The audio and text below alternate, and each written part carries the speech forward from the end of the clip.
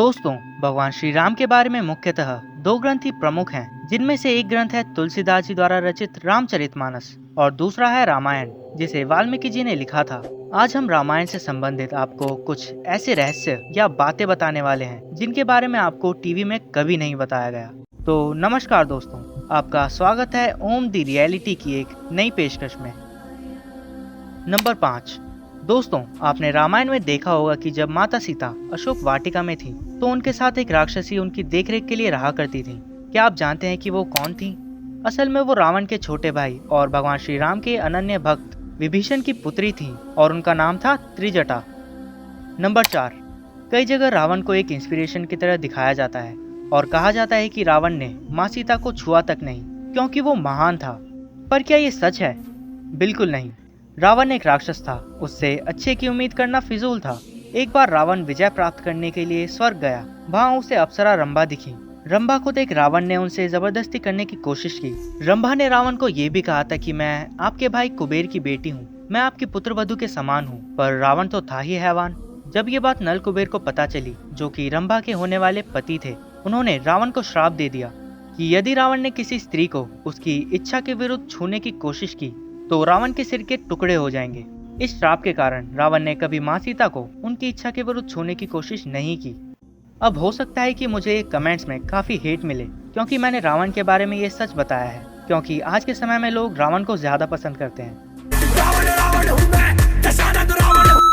पर सच को बदला नहीं जा सकता। नंबर 3। रामायण में राम सेतु का निर्माण होना काफी अहम हिस्सा है।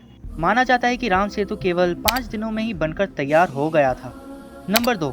हम जानते हैं कि भगवान श्री राम भगवान विष्णु के अवतार थे और लक्ष्मण जी शेषनाग के अवतार थे।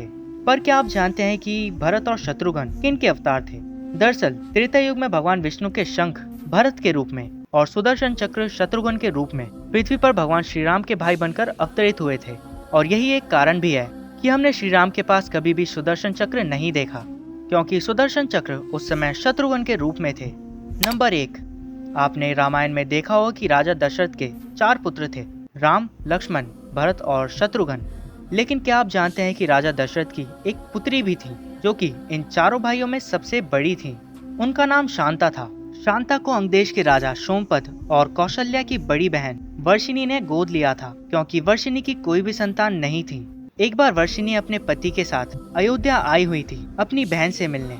वहाँ वर्षिणी ने शांता को देखा और उन्हें गोद लेने का विचार कर लिया। वर्षिणी की इस बात को सुन राजा दशरथ ने अपनी बेटी शांता को गोद देने का वचन दे दिया और इसी तरह शांता अंगदेश की राजकुमारी बनी। दोस्तों, कुछ लोग महाभारत को एक मनगढ़ंत कहानी कहते हैं। ऐसे लोगों के लिए हमने एक वीडियो बनाई है जिसमें महाभारत के 5 असली सबूतों के बारे में बताया गया है, जो कि अभी पृथ्वी पर मौजूद हैं। आप चाहें तो इस वीडियो पर क्लिक करके उन सबूतों के बारे में जान सकते हैं। आज के लिए इतना ही। आपसे फिर मिलेंगे ओम दी रियलिटी की एक नई वीडियो में।